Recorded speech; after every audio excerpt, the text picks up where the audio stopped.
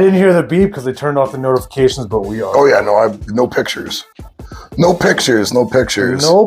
Adley Rutschman prospect card in the refractor.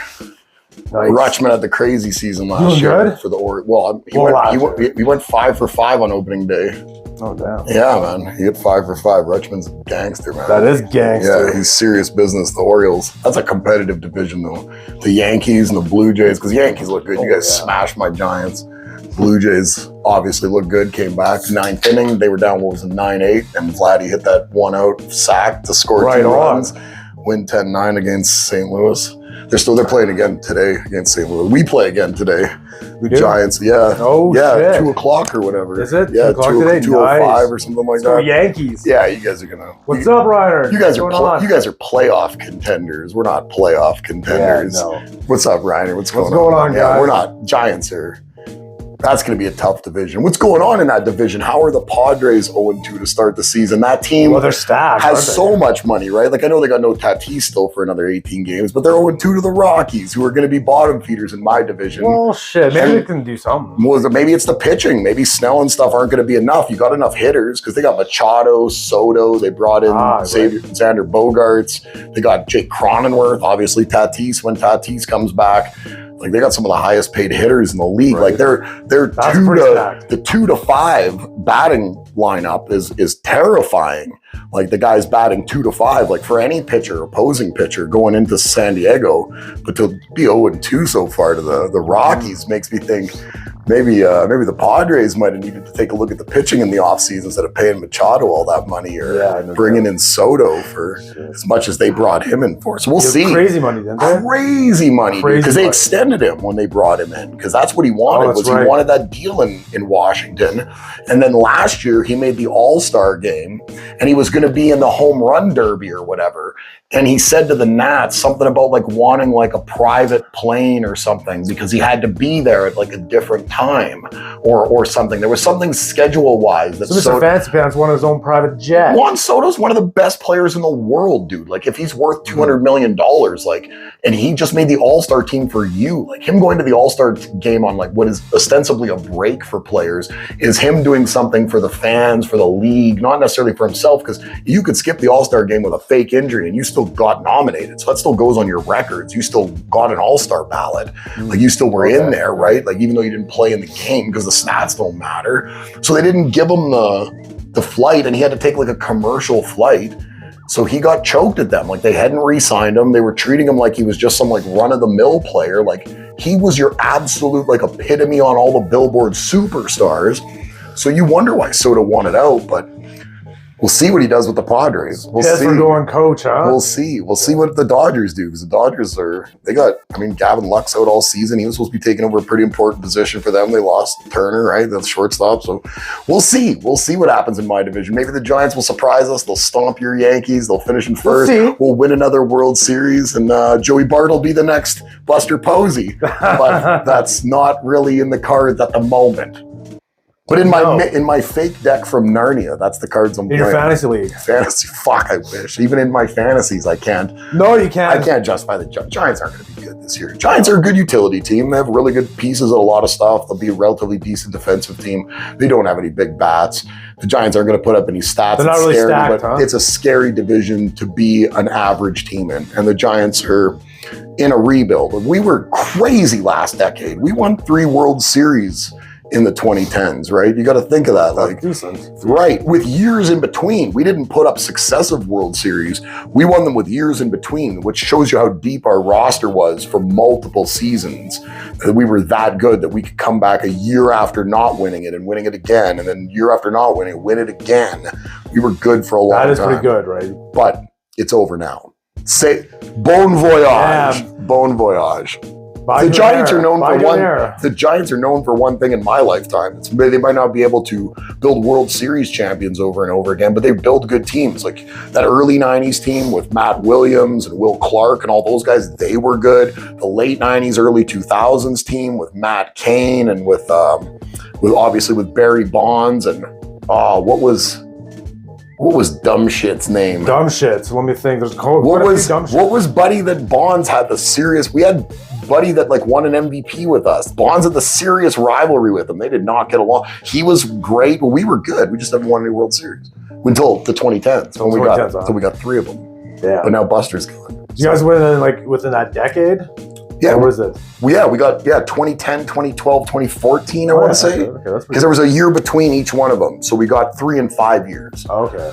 Giants were crazy, man. Damn. The pitching. Lincecum, Kane was on that team. I don't know why I said Kane with the Bonds team. I can't think of who I'm thinking of that Bonds had the rivalry with. It's completely slipping my mind right now. I don't. Yeah, no, I don't expect you to. But yeah, so I mean, that 2010s pitching. Lincecum, Matt Cain, we had Bumgarner in there. Can they capture that? We ended up getting Barry Zito at one point from Oakland, and Zito was past the prime of his career where he was an absolute fireballer, but Zito was still a really good utility 4th starter for us.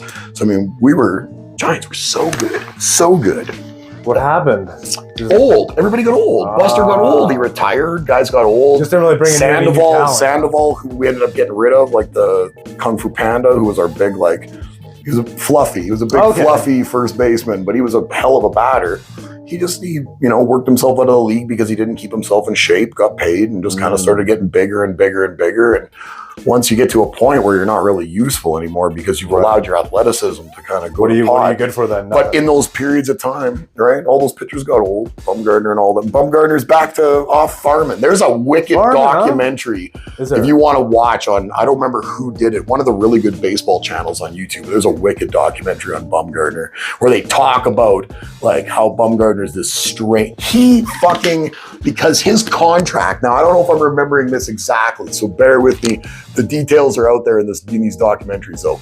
But Bumgarner at one point in time, because of his contract, was so well paid and so well protected because he was an ace pitcher that was up for the Cy Young every year, that he had all these like provisions in his contract that was like, you can't ride a motorcycle or be on a speedboat or go skydiving. Like these stipulations. Well, yeah, because you're an asset to the team, just like tons of other guys. They do that with everybody. LeBron's not allowed to go out and just start doing kickflips on a skateboard. Like, I guarantee it. Like there's provisions in the contract to try to sustain your. Probably goes pretty deep, right? It does go really deep. You got to protect your assets. For years, I think it was 2 or 3 years, this documentary said, Madison Bumgarner rode, I don't know if it was Broncos or Bulls professionally under a fake name and never told anybody. What? And it was like ranked until people figured out it was him.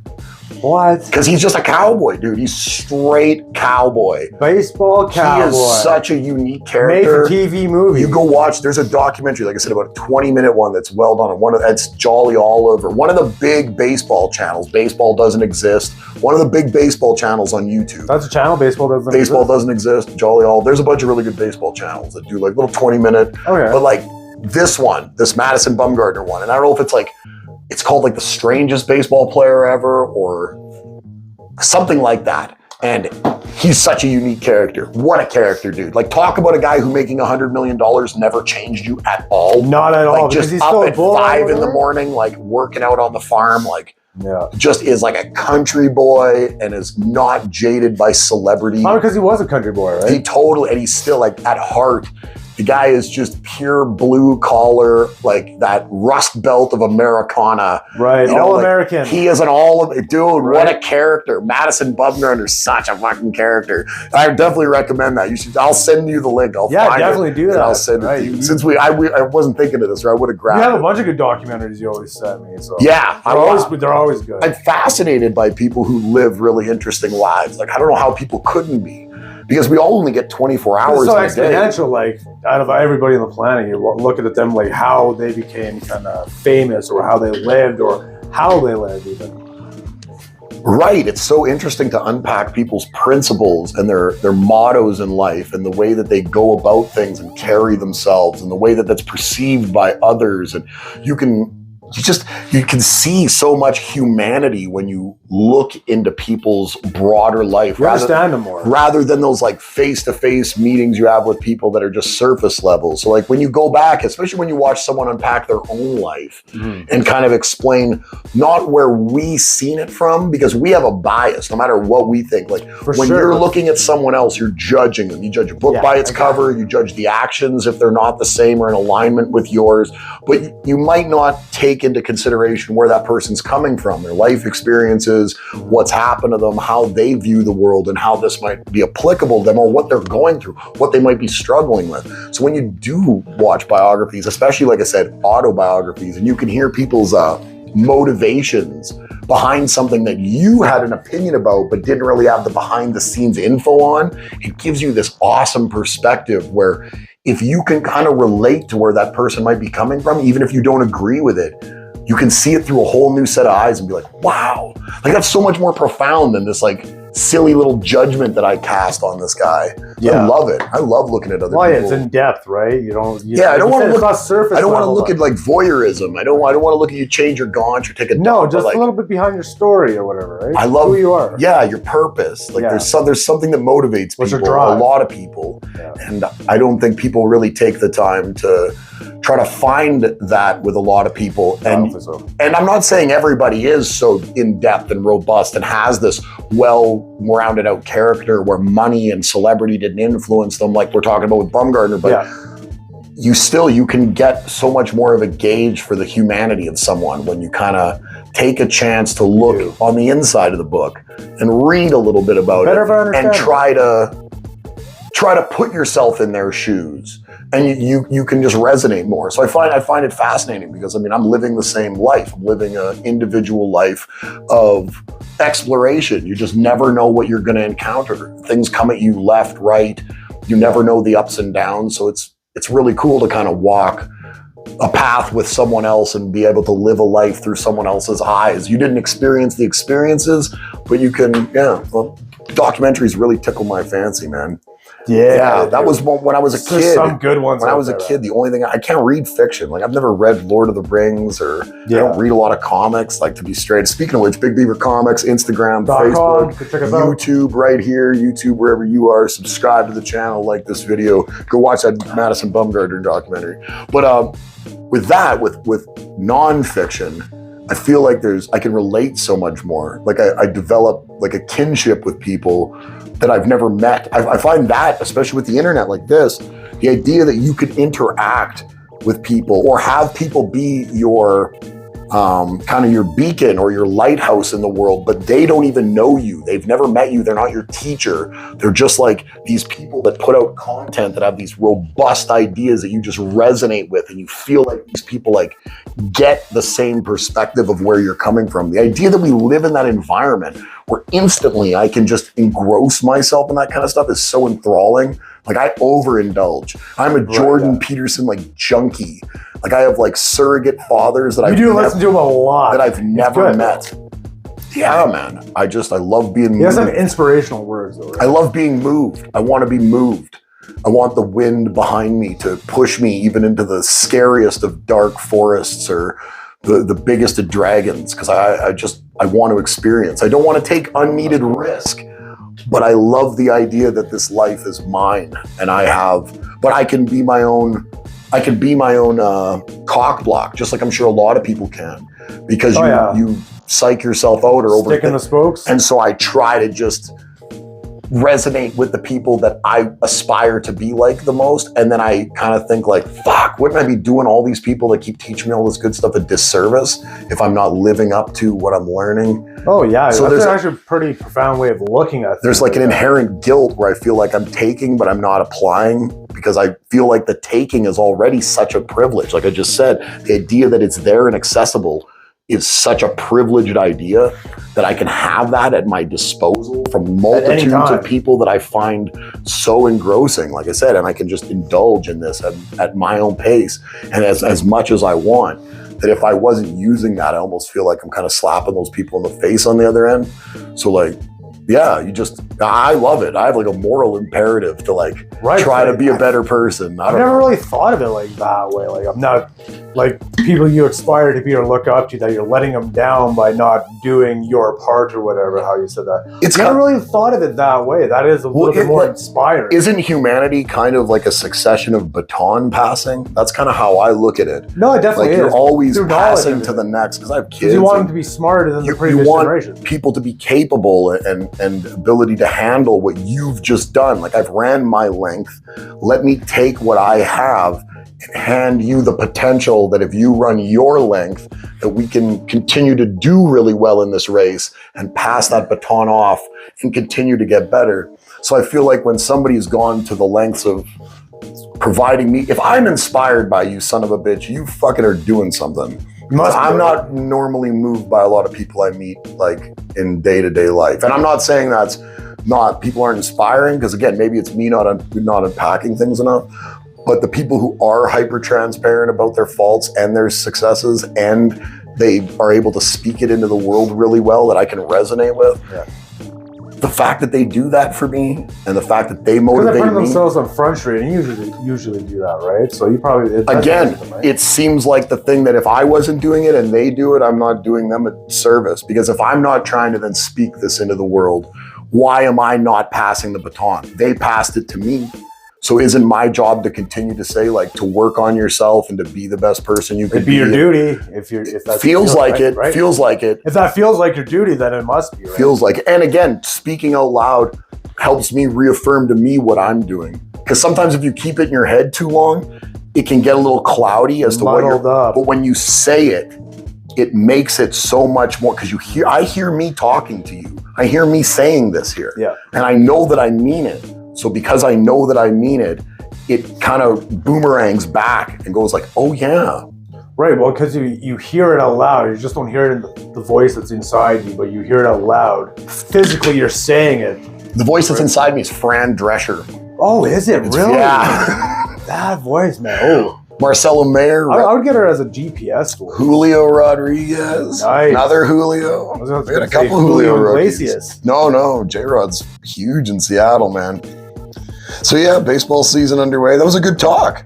That was a good little, we went down the little accountability rabbit hole. We seem to find ourselves down there all the time. Jason Dominguez, Jordan Lawler. I think that's a good rabbit hole to go down though, right? I try to live kind of half. I try to live by accountability. 1 foot in that hole. Sometimes. Should we walk this? I'll walk. Yeah, let's walk the wall. Everything here is $2. Yeah, $2. Giveaway is you just name it in the chat here. Yeah. What's the giveaway? Right giveaway? Yeah, we're gonna come back all day. So $2 if you've got. Just say what you want if you want something. If you happen to be in here, you're watching this later, leave it in the comments or do whatever you want to do. Yeah. Let us know what it is you'd like. But yeah, we're gonna come back throughout the day periodically. Do what you wanna do. We've got to do a bunch of YouTube content, and we got new microphones we're trying to work on. And we got stuff to do. Dope. We got to smoke. We got a lot of stuff that's really right. Oh yeah, that's got to be taken care of. You want to do this? I got the bottom too. Yeah, you got that? Yeah. There you go, sweetheart. All right, let's do it. You're doing a bang up job, sweetheart. You got a pretty fat ass on you too, there, sweetheart. Thank you. See? Well, I guess the tarts don't really talk about, right? No, you kind of did more of a gangster. I did. Yeah. Right. More like a 40s Al Capone. Yeah, I was doing more of a satire. Like, old-timey, yeah. Cayuga or like old-timey like that? Like the old-timey car horn. Get that right there. Beauty. Boom. Yeah, we'll switch these out throughout the day. Yeah. Every time we come back or something like that. Yeah. No problem. So did you hear about that thing in the news? You might have heard about that, like the U.S. The news is a pretty broad place. Yeah. Where in the news? Where in the news? On the interweb. Okay. What are we talking about? Exploding USBs? Fucking these like journalists have been getting. Exploding USB, like USB ports? Yeah, like just a USB got in the mail. There's a journalist in Ecuador. He was like reporting on some sort of scandal going on. Of course, corrupt government or something down there. This isn't happening like in Canada or the United States. This is happening kind of third world. Yeah, it kind of happens around the world that these drives have been getting sent out. Anyways, journalist put it into his computer, turned it on, and the thing blew up, popped off, and it kind of didn't go off fully at first. Okay. The charge is called an RDX explosive. And anybody... So it's like a plastic explosive, obviously, right? Well, it's more like an IED or whatever. Well, you're getting it through the mail, so I would imagine it must be plastic. It's put into like a little USB drive, and it's activated by you plugging it in and having the charge go to it, and then it blows up. Oh, okay. So it didn't blow up fully, so the guy was safe and everything like that, but there was 5 of them sent around to different journalists in Ecuador, right? And being like a journalist, right, you have a USB, you're going to think information, so I'm going to plug it in. going to check this out. I don't think I'm going to do that now. No. I was going to say, You're not going to sniff any random white powders or plug in random USBs. You should not be doing that. I'm not hoping that I'm going to stumble across Hillary Duff's nudes on what could be on this USB? Ooh, right. If I was a journalist in a country that is there political strife going? I don't know much about Ecuador. The geopolitics of Central America have me a little. He was investigating something to do with. I don't know if it's a Hillary girl, but the journalist was investigating something on corruption within the government. So yeah, I guess. And so, like, I guess before something came out, silencing device. Letting you know, exactly, here's your reminder to pipe it down while you're talking about the establishment. And it's pretty crazy because anybody can make these. Don't make them. Do not look it up. No. They're very simple. I like to think we have a smarter audience than that. And they're so tiny. Like I said, it was just a little thumb drive, a little flash drive. Don't plug random USBs into. If you find them, do not do that. No. But I mean, viruses or whatever. I do like the freedom of the free world that we have the ability to push back against. Well, I mean, in some instances, maybe if you're not a trucker in Canada a couple of years ago, maybe you weren't allowed. Right, they didn't do that. Yeah. There was some bank freezing and some other things, but for the most part, in the free world, you can push back against the establishment if you disagree. For the most part, yeah. But that doesn't seem like that's a ability afforded to people in a lot of other places in the world where corruption is at a premium in the top echelons of government. So that's unfortunate. It is. Nobody got hurt, though, you said. No, they got hurt. Not of this. Little. Man, you said 5 got. There was 5. But only one plugged it in. Only one Curious George. Out of the 5, there's 3 of them, 2 or 3 of them that had charges in them. Curious guys are the ones missing an arm. Yeah. We know who the curious journalists were. It's like someone out of a movie, though. Like, seriously. This little tiny USB drive blows up. Well, I mean, some serious shit going on. People are desperate to cover their tracks when they do things that they weren't supposed to. So when they're getting caught and everything's on the line. Yeah. You're going to jail. When things are starting to unravel, people scramble and are willing to hurt other people and do things that are immoral because they're unscrupulous human beings to begin with. And they might have started unscrupulous in a white collar way, but then when that thing then it sometimes turns into a street crime sort of unscrupulousness, which is unfortunate for a journalist because a journalist is if a journalist has just reporting, if you have scruples yourself, because let's face it, there are a lot of biased journalists that try to push narratives that match up with their political ideologies, and that's a lot of horseshit too. Like, I don't agree with that because journalism is a bipartisan endeavor. There's no question about it. You either have no side and you report facts, not your opinions, or you're not a journalist, or you're just a writer. Like, you can write all the op-eds you want. It doesn't make you a journalist. No, So if you're a journalist with your scruples and you're having your freedoms infringed upon by your government or otherwise, then that's really not cool. No. Because journalism is supposed to be there as your transparency. That's supposed to be the medium between where we get the information from what's going on in our life to what's going on in the broader scope of things that might impact us on a more macro level. So you need that to be there. You definitely do. You need transparency in journalism. A lot of news, though, now it's just more muddled. It's more like it's opinion piece. It's emotion. Right, exactly. It's emotion driven. So it's like, how can you report the news properly if you're already biased, or you can't just be like unbiased and be like, this is the news. What you will with that. I find the thing that you kind of have to do, or the thing that I do, is if you get news from one place, especially a mainstream source, that's usually news that's going to be covered across the spectrum. It's going to be covered by other mainstream sources, and it's going to be covered by kind of that underground of news coverage, whether it's YouTube people you follow or other websites that are kind of they're not on the mainstream level, but they're B tier. They're definitely credible people who are not actively trying to take their reputations and drag them. They're just more independent journalists that aren't maybe attached to, the Washington Post or the New York Post or whatever it happens to be.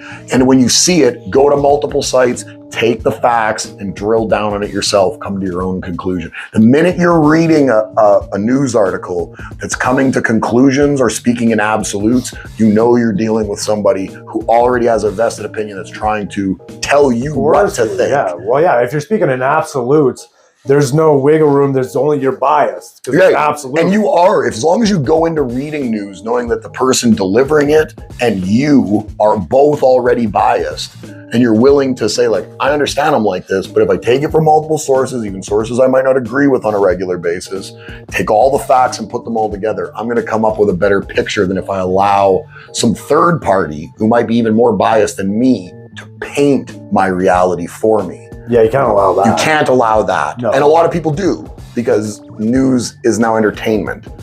It basically is. So if you like the entertainer presenting you with the news, you kind of listen to the news from their perspective, which is why I'm someone who's big. You kind of do. I really do. Don't listen to me. I might be a dummy. Nothing I say might be right. We might not be real. We might be AI. We're a couple of silly fucks sitting here. So I suggest do your own research. I want you to be smarter than I am. Right. Check multiple sources. Don't just rely on one source. So Ecuador. Do fact check. And don't open and plug in any USBs in Ecuador. No, sounds like Ecuador and USBs right now are on shaky ground. Right. They're on high alert, I hear. Mm-hmm. And there was actually a kind of a funny, well, I guess it's not really funny. It's more of a scientific paper that I'll decide if it's funny or not. You will decide. So there's a Harvard scientist that wrote a paper saying the probability of having an alien mothership in our solar system is very high. Is it very high? They're setting out like drones or probes, you want to call them, to go check us out. And was there some, like, what does he base that off? Very high because why? Just some very high probability. I didn't go in that. I didn't go into the mathematics behind this. Okay. Scientists. My problem when it comes to a lot of these people who want to talk about the likelihood of aliens based on scope, based on size, and I'm not saying that's wrong. I just want to know where then, when you start that math equation, to tell me how the math, what is your baseline numbers for what? Like, what are we starting with for a baseline? If we have Drake equation. Wait. So we have zero evidence in totality of human history. Well, we don't. We have zero. We have zero tangible evidence. There's nothing you could show me tangible that proves that aliens exist here or abroad, anywhere. We've never found a civilization on a planet, an abandoned one. We've never found another satellite. Well, we haven't gone to we had Black Knight satellite. But that's never been proven to be a real satellite. It might just be a blanket. So until you prove that and have the facts, it's a tangible proof that there it's a theory. So, right, exactly. But so, okay, that's like there's no tangible proof that I'm not a warlock. Well, but I can't prove to you that I'm a warlock Conjure a fireball, then you can prove it, right? Can you do that? So, are you all fucking holding out on me? No. Okay. So zero evidence.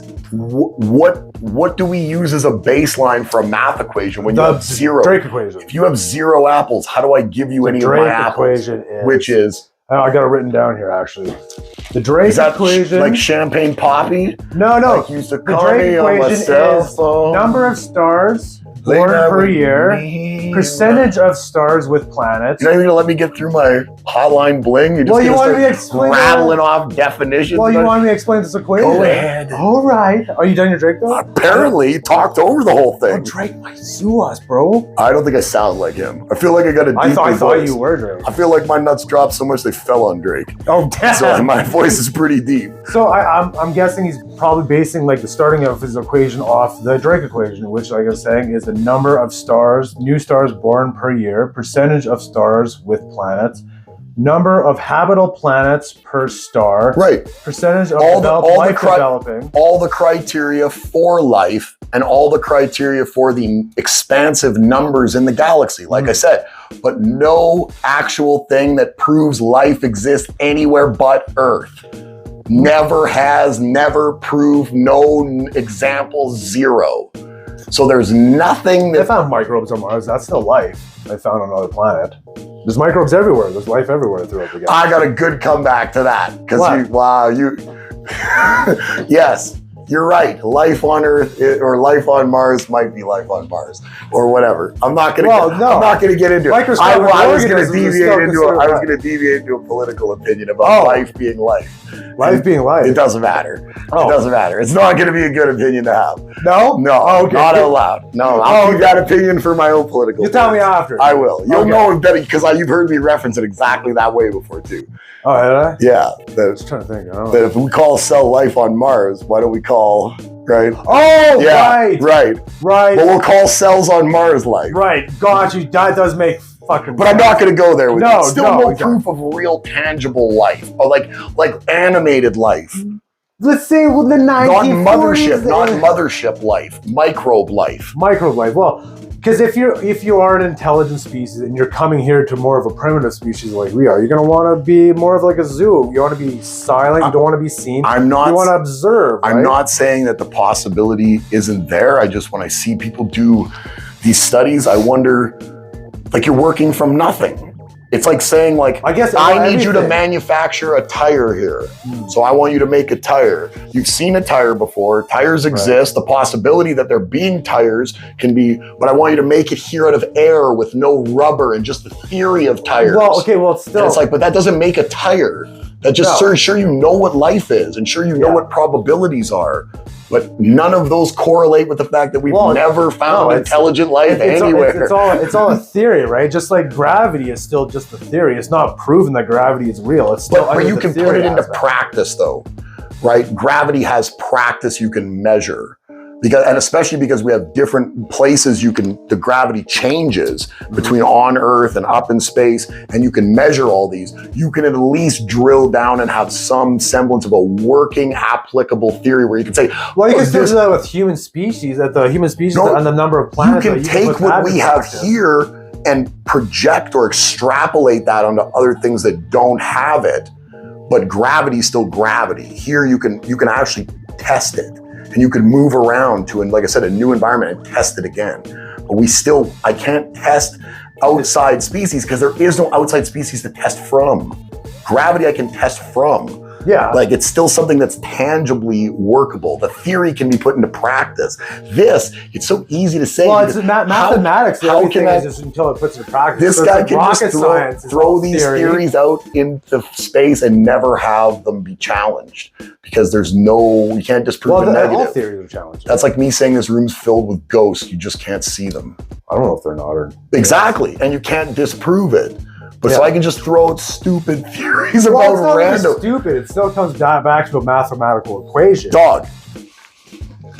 In the history of humanity, which is the only history we know of, you have no tangible proof. Zero. How do you know?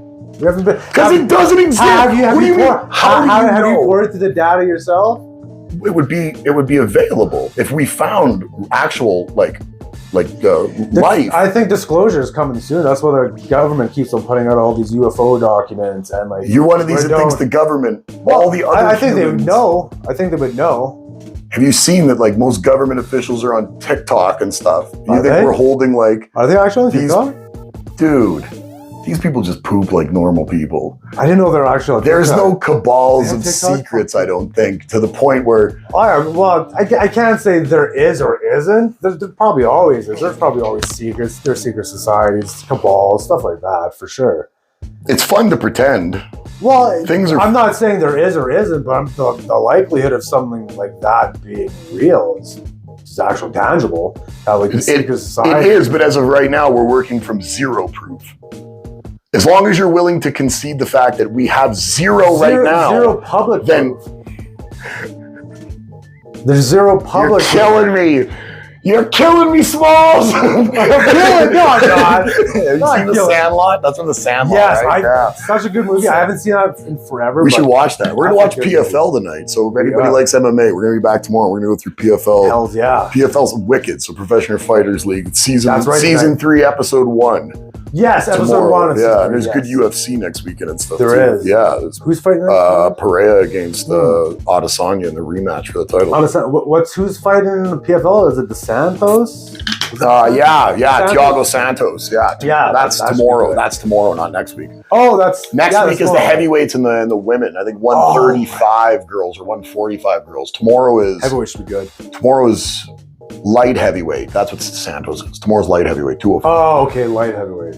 So yeah, as long as you're willing to concede that we've got zero evidence to work on, and that's just like saying you're not sure that there might be fucking 800 other inches of dong up inside your body. You just can't see it yet to have shown it to anybody. But it's like, but you don't know it's there. Like in a different dimension. Just yeah, that's exactly what you're saying. Is that things are in a different dimension, but we're supposed to like pretend that like that's almost right there. Like you can almost see the finish line. Well, no, but there's not even like a race set up, let alone a finish line to see, because there's nothing to race again, because you don't have the blocks to start the race, because there's nothing to build off. It's just theory, just open space theory. Right, it's just built off mathematical equations. Lots of space. What do you do? Maybe it's all just empty. Well, there is a lot of emptiness in space. Why can't God be real if we can? And why can't we be the center of and the only thing made in the image, and then all that other stuff would totally never be superior? Well, no, made in your image on that planet. I don't think it's all going to say. Why? But what if you are the center of the universe? What if you specifically are the absolute epitome of humanity? What if you are the apple of the Lord's eye, and that's what you're here for, is to like set the barometer for what humans can be capable of in the future? And there is no superior anything. Like it looks really vast, but it's for you to conquer. Everything is like, just like on this planet where everything is a rung below you, and no smoke to people who love animals and all that, because we're not advocating for just kicking your cat. We love lots of animals. So, but I mean, you are in theory superior with your opposable thumbs and your foresight and all that good stuff. Well, that's the only reason why we're superior. But if cats have thinking brains and thumbs, what's to say you're not across the entire galaxy? Who's to say you're not the man? You are the man. What's to say? Why do we always put these aliens? They say like the infinite. Isn't it bad enough that Simps put girls on pedestals? We have to put aliens on pedestals. Like they all got these like cloaked motherships, and we're down here just like pissing on the toilet seat still. Well, yeah, we basically still are. We just love fantasizing. Well, I think fantasizing is very good. Like stuff like that broadens your. But just like how your imagination, right? But you can show how none of it's real, because we've fantasized about 100 million things throughout history, and none of them came to fruition either. No dragons, no magic. No one can conjure a fireball. So like we just imagine, go down these rabbit holes of imagination, and it's like, but we don't. There's no like evolution that comes with them. We've never met a person who can throw lightning. Never met a person who can teleport. We've never met a time traveler. There is no. Well, I don't know. Have you met a time traveler? There's no. Well, throwing a fireball and lightning. But that's in things. That's magical. That's in old lore. Before we could see beyond the stars and thought of things in such we used to think here there were people that could shoot into the shadow realm and right. Yeah. But then once we realized that, then we were like, well, you know where we could still like have this imaginary playground where no one can tell us that it's not. It's out there, because no one can get there to tell us we're wrong. So the theories can just remain the theories, man. Well, it's not just theories, but you take on how our planet is and where it is in the rotation with our sun and everything like that, and then you take the probability of other planets being in that exact Goldilocks zone as Earth that do have water on it, the probability of having life, because there is water on that planet, is very high that there is other life out there. So what if there was a planet or a civilization that's been around millions of years longer than we have, a chance to evolve technologically and spiritually or whatever, and be able to travel intergalactically to other civilizations? That's bound to be happening. Like how old the universe is now, the just mathematically it's highly likely that there is out there. Likely is not the same as it's going to happen. Because again, you're only saying likely based on size. And you're not saying likely based on a baseline. Yeah. See, if you had like a baseline where we had like 1% of evidence that for some reason this does exist or had existed, then I would understand. But when we start from zero and we just say this could exist because of the expansiveness of things, it's like, okay, could exist, but lots of things could. Like there could be flying whales in space too. Like, how'd you know about that? Because I put them there. Because I put them there. Oh shit! So how do you know? Do you subscribe again? I don't want to get too deep into religion, because I'm not a religious. I'm just a person who wants to play devil's advocate. Yeah. But would you feel like thinking that there's superiority in space be the same as being like a blasphemer? Because isn't the idea that you don't put anything above? And wouldn't that be putting things above? No, you're not praising him. You're not praying to him. Well, are you kind of, because you're searching for them, like you're trying to prove it? No, you're just searching for another life out there. You're not proceeding. You're not putting them on an altar. You're not. But you're willing to, with zero evidence, still like really fight for their existence. Even less than you'd probably be willing to fight for God's. Not really fight with no evidence, because there's no evidence out there for that either. No, because that's all just theory. And I'm not here to dissuade anybody who believes in religion or doesn't. Just playing devil's advocate. Right. Well, those two are, because I love aliens. Those people really want to know. Aliens are God are on two different, very, very different spectrums. One is a deity that is all omnipotent and all. Doesn't alien just mean foreign to us though? Alien is anything that's outside the planet Earth. Like anything outside your country, you're an alien when you come to the country. But even like people used to be referred as obviously derogatory we're term, illegal, celestial because body they were alien to that land still. They were right. So an alien outside planet. If you go to Mars, you're an alien. Right? Yeah, totally. Exactly. So we were aliens when we were on the moon. So we have found aliens. We were just the aliens. Technically, we are the aliens. Yeah, and if panspermia is true, we technically are aliens. Right? The what? Panspermia. Panspermia is a transfer of organisms, life from like a meteor or an asteroid hitting the Earth. That's what's panspermia. Okay. Panspermia is called. What does that do? That's like the seeding of life on all planets. That's how I think sometimes organisms and life happen on this planet. So when this planet was millions or billions of years young, it was in a volcanic state. Everything started cooling, oceans, and asteroids come because they found like in space rocks on the moon. There's like living biological organisms. Okay. So when you have these asteroids hit a planet that has been unseeded or whatever, and now you seed it with life by panspermia Oh, I see. Because life came on the meteor. On the meteor, right? Now, have we ever found a meteor that had life on it? Other than the meteor that we think might have crashed into this theory? It's hard to say because you'd have to get... No, it's not hard to say. It's a yes or no. Have we ever found a meteor with actual life on it that could do that? Or is that a theory? No, it is difficult because finding a meteor with life on it that's not contaminated by Earth's biomes, like their organisms, it's hard to say if that came from an outside planet or outside source from the meteorite, or if that's so then our own, because you'd have to get it from space that's it would have to be outside of our solar system, right? So that it wasn't, or it could be inside the solar, but in space, right? It has to be in a controlled environment. Because once it hits Earth, then all our organisms and biomes meld everything in a millisecond. So that's what it's hard to say. You can't say that there is and can't say there isn't because it has to be a sterile environment. I get it. Yeah, but like there's bacteria that lives in space right now on all of the International Space Station. There's little microbes. There's like what are they called? They're like bear worms or whatever. Oh, really? Yeah, I know what you're talking about. They live on the outside in the vacuum of space. That's crazy. Yeah. They said there's some sort of quantum. Well, where do they originate from? Did they come from space or did they come with us? It's kind of do we find them elsewhere, or do we only find them on the outside of our own ship? No, they find them on the planet. I believe they're on you right now. No. That's what I mean. Do we find them? Were they on the ship and you find them on the ship, or can we find them in space? Like, let's say you take yourself outside the International Space Station and go out into just space, 100 feet away from the space. Do you find it here in open space? They're not. Well, but they're on you. It goes so they came with you. It has to be another sterile environment, right? Space is a sterile environment, is it not? It is the most. Well, no, because if it's coming from Earth, if you use wouldn't the vacuum be the most sterile? Would there be nothing in it? Isn't space just devoid of pretty much anything? Yeah, it's just a vacuum. So it would be super sterile.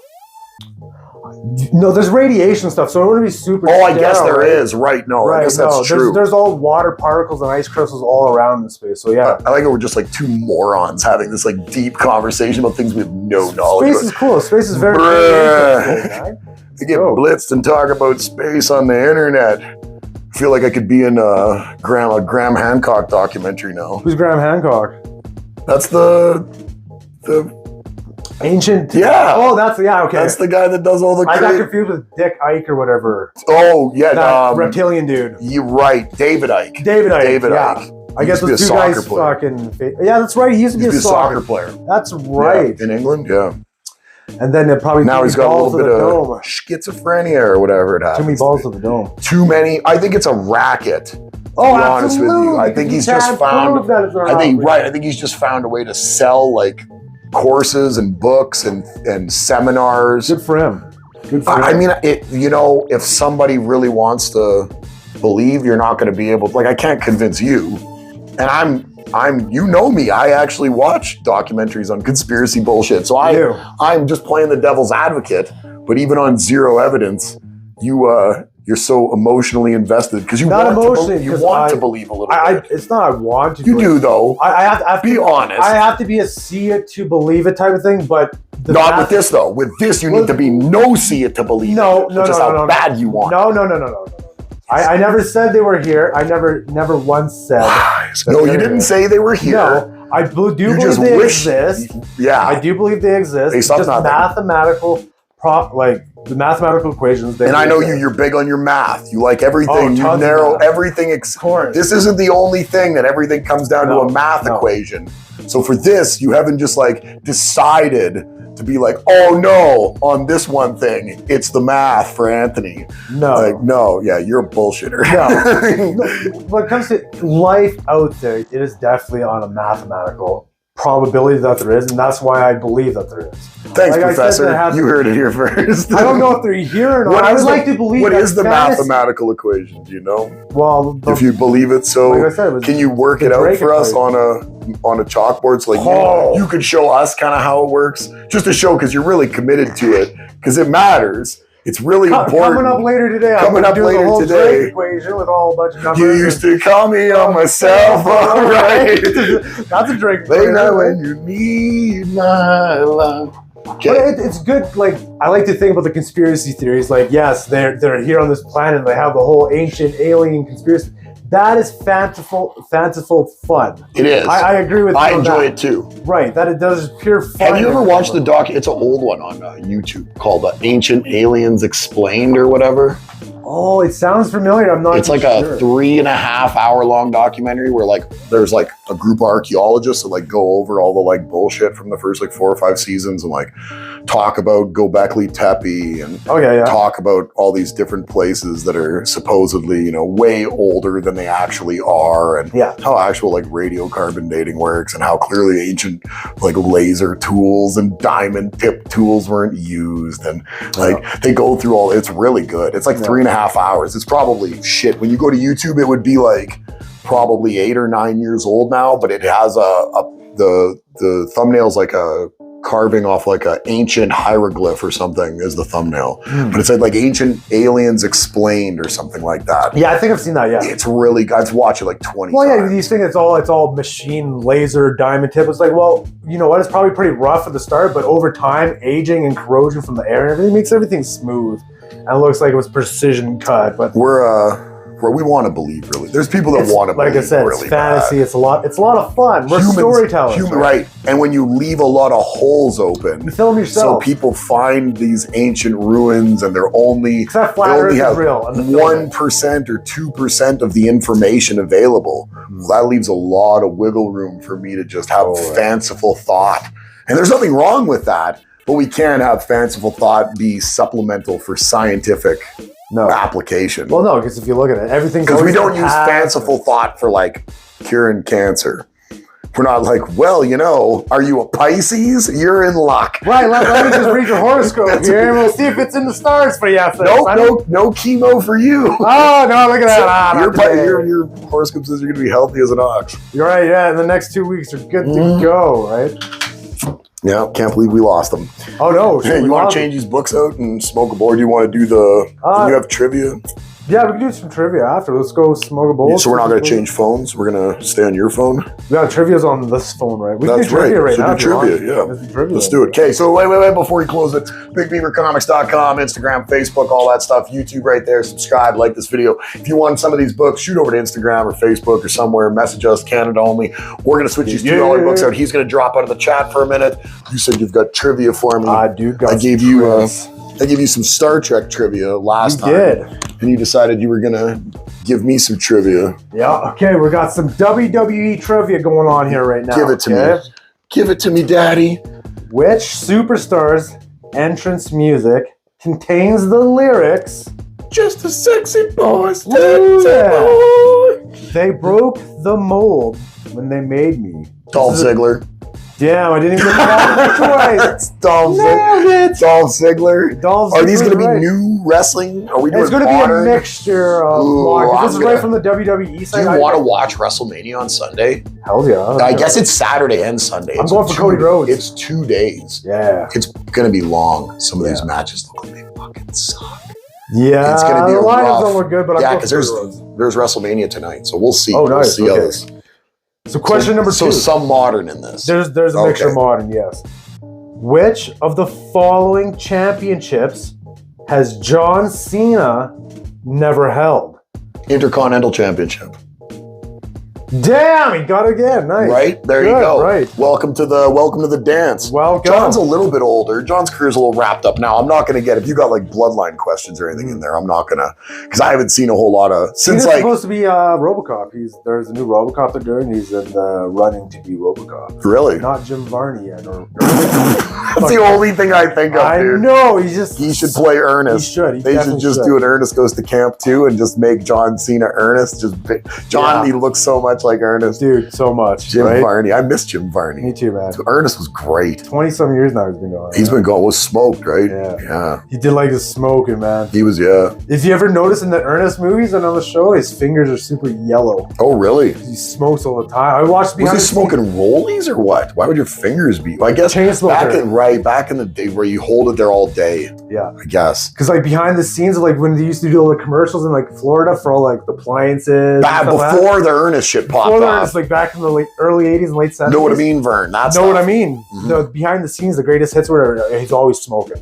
Always has a smoke in his mouth. I like Jim Varney. Jim Varney's awesome. Ernest, what's your favorite? We did this, I think, once before. Scared Stupid. Scared Stupid's good, but Goes to Camp. Goes to Camp. Those is good are my too. two I like Scared Stupid and Goes to Jail. Right, you like Goes to Jail. Goes to Jail. That's where when he comes out and works at the bank, right? He works at the bank as a janitor and like Knox. he goes on. Knox. Yeah. Yeah, the other guy that he Looks switches just plays like with him. is Knox. Yeah. Yeah, he works at the bank and he comes out with the electrical powers. Yeah. Scared Stupid where the trolls come alive. Yeah. That is really That's good. good. That's an awesome Halloween movie for kids, Yeah. man. I watched the shit out of that. There's thing. I get mixed thoughts on I just wanted to be the delinquents in the in the summer camp. Right, of course. Yeah, I just wanted to be all the Fun cool because I watched that when I was a kid in the 80s, right? Yeah. So I wanted to Yeah. be the kid with the leather spiked armband and stuff. Oh, that was the coolest. right. That was Wanted the coolest. You to were rad. get myself a tattoo. Did Yeah. you ever watch? There's a movie Rad, There was a BMX movie. Have you ever with Lori Laughlin in it? I haven't watched it, but I know It's about it. Excellent. Oh my, that is one of my favorite movies as a kid.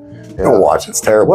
What's that one it's with on Seth YouTube. Green about the Oh, rollerblades? with his cousin, In- where in his the air or cousin something? comes, in the air. His cousin with the long red hair. I watched that. Oh no, Seth has the long red hair. His cousin comes to move with him, Yeah. and they all have like the rollerblading clique of people. Yeah, That's a good one. That is a In good the one. air. We In should the air. vlog. That's a good movie. I Yeah. used to watch that. I back watched in the that day. tons. Back when we had like the box for Super Channel. Oh yeah. Yeah, I used to watch it when I was a kid, like back in the 90s. Yeah, I watched That's a that. good one. I did it a few times. That's a good one. Yeah, that is a good one.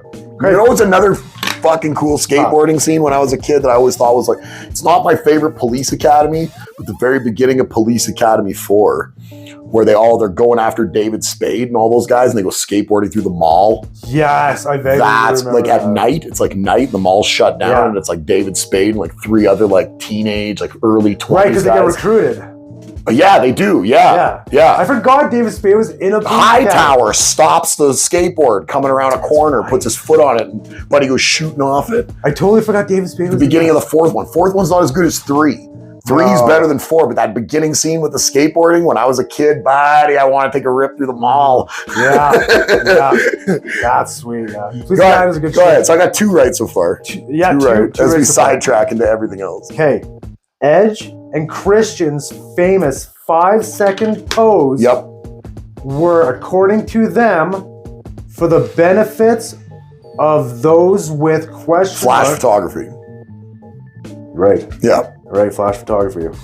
Damn it. Good. Yep. Good. I'm okay. good. Question number Canadian 4. boys, Edge and Christian. This is a true or false question, okay? At 25 years, 1 month, and 13 days old, Yokozuna became the youngest True. He's not the youngest anymore. at the time. At the time, though, because that's early 94, right? Is that 1994 or 95? 94. It's WrestleMania 94 because he came in late 93, won the Royal Rumble within like 3 months, and then went and won the heavyweight championship.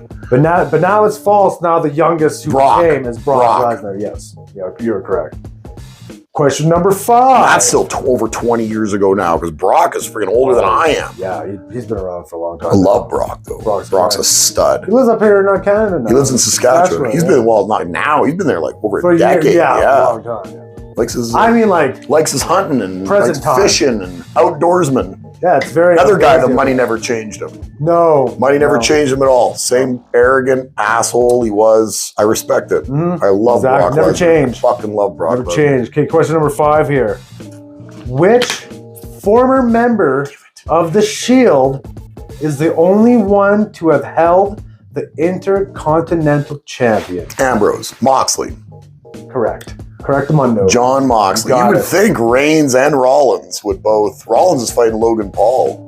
Is he? Tonight, I think. I think that's tonight. Oh, wrestling, right. Yeah, WrestleMania. No. I don't know what Jake Paul's doing right now. Training for the MMA. He's gonna. That's PFL. That's what's tonight with Thiago Santos. Yeah, he's gonna be in next year's. Yeah.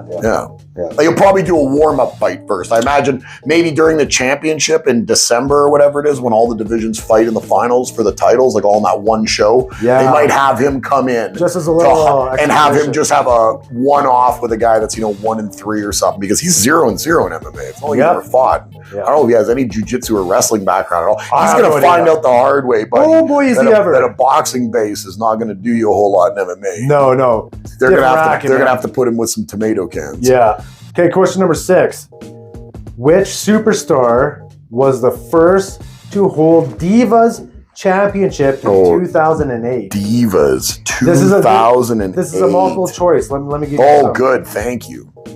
Marcy, Michelle McCool, Melina, or Mickie James? 2008. So this could very easily be those last 3. Who was the first Divas champion? Let's go with Mrs. Undertaker, Michelle McCool. You're right.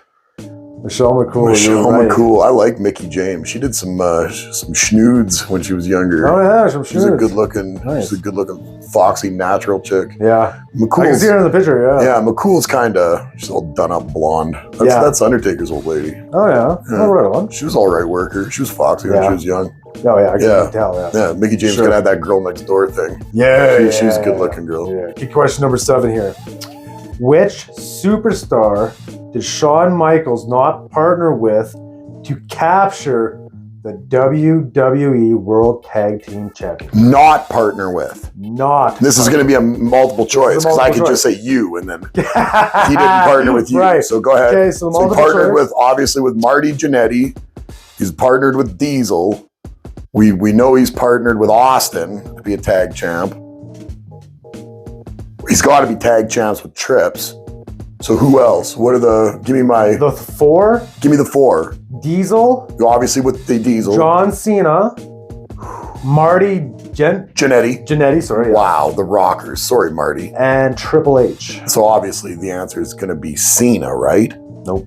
Is it Triple H? Marty. Oh, the Rockers never. No. Mulligan here. The Rockers won the tag team titles, regardless of what the record books say. So the Rockers, bear with me here. The Rockers beat the Hart Foundation for the tag team championships, but the rope broke during the match.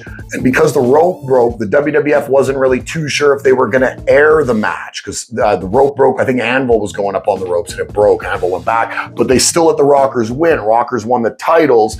Rockers held the titles for a couple of days, but then when Vince said, fuck, we can't even air the title change, they were going to refilm it, and then they changed their mind and had a new idea, so they retroactively gave the belts back to the Hart Foundation. But for at least 2 nights on the road, on non-TV tapings, the Rockers were the WWF Tag Team Champions. Were they? So, that's a tough one to say they weren't, because at least 2 crowds saw them walk out to the ring with the tag team titles. Yes, so okay, but you are right. But you are right in canon. In the canon, they didn't. Yeah. But in reality, they did. Well, the WWE.com is right now. Because that's canon. Yeah. Because that's the WWE universe. Right. That's not reality. Right. Yeah. In reality.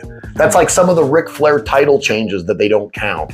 Where Rick went somewhere to the Bahamas, dropped the belt on the first night of the tour, wrestled 2 or 3 more days, and on the last night of the tour, picked the belt back up and left to give their regional guy a big belt, but to know that none of that was ever going to be taped or shown on any American TV. So basically the title change never happened, but it did happen. It did, but it didn't. So it did, but it didn't, but I'll give you that one. Okay, question number 8 out of 10. At WrestleMania 20, I won't get this. Goldberg defeated Brock Lesnar with the Superstar acting as a special guest referee. Oh. Eddie Guerrero, Stone Cold Steve Austin, Kurt Angle, or The Rock? I don't know, but I'm going to assume just because of the 2 people involved that we're going to say it's Stone Cold. You're right. Yeah, it was going to be Stone Cold, or what was the next one you mentioned? Kurt Angle. That was my other. It wasn't Rock, because I can't think of Rock doing anything like that. And it wasn't whoever you said first. Eddie Guerrero. Eddie wasn't Eddie. I don't even know. Eddie might have been passed by then, to be honest with you. So question number 9. Which superstar did the following? I am not the biggest, I am not the strongest, but I am damn sure the toughest. Was it Daniel Bryan, Dolph Ziggler, Jamie Noble, or Rey Mysterio? Gonna go with, what was the first guy? Daniel Bryan. Gonna go with Daniel Bryan. Correct. Yeah. Daniel Bryan. Because all the other guy, we already had a Ziggler answer, and Bryan's the only other guy I can see kind of saying that. Yeah. Look at that. Bing. No, ding. Oh, look, so you didn't turn the ringers on. No, not on this one. No, on that one. Okay, last question. One more. And we're on the fence about if I'm perfect right now or not. Yeah. Because some historians would agree with me. But okay. So this is going to be a true or false here. Okay. Chris Jericho holds the record for the longest intercontinental title reign at 454 days. No, True he or doesn't. false? No, he doesn't. You're correct. No, he doesn't. Longest intercontinental title reign is... You know who it is. Is it still Honky? Yeah. It's still Honky Tonk Man. Honky Tonk Man. Oh, I wasn't... See, again, I don't watch modern wrestling, so I wasn't sure that if in the last couple of years they didn't let somebody maybe pass that by, because what's Honky, 451 days or something? No, I think it was like 900. Oh, it doesn't say? No, it's just over a year. Is it? Yeah, it's just over a year. Who's the one that held Honky beat Steamboat about a month and a half after, early June of 87. Yeah. He beat Steamboat, and he lost it in August of 88 to the Warrior. So he beat Steamboat, 2 months after WrestleMania 3, and then lost it August of 88. So it would have been 500 days, somewhere in that neighborhood. Let's see if I can see worse. It should be intercontinental title reigns, longest intercontinental title reign. I'm going to say 400 and... For some reason, 451 is what pops in my head. 451, okay. Yeah. Let's see. You'd probably just go to Honky Tonk Man's Wikipedia, and it would probably say pretty close to the top. No, it's 454 days. 454. Yeah. Okay. Yeah. From early June of 87 to August something of 88. June 13th, June 1987. 87 to that's August. When his reign started. Yeah, that's when he beat Steamboat. Yeah. To August something of 88 when he lost to Warrior in like 6 seconds at SummerSlam. Yeah. Yeah. I didn't know his cousin was Jerry Lawler. Yeah. They're not super close. No, huh? Yeah, that's where he started. Wayne Ferris, that's the Honky Tonk Man. He started down in Memphis. Oh, shit. He did a lot of stuff down in Memphis. As Wayne Ferris. Like, he's in like the original concession stand brawl down there and stuff. So like he's in some memorable Memphis stuff if you go back and look. But then he started the Honky Tonk Man gimmick up here in Stampede down in Calgary as Honky Tonk Wayne Ferris.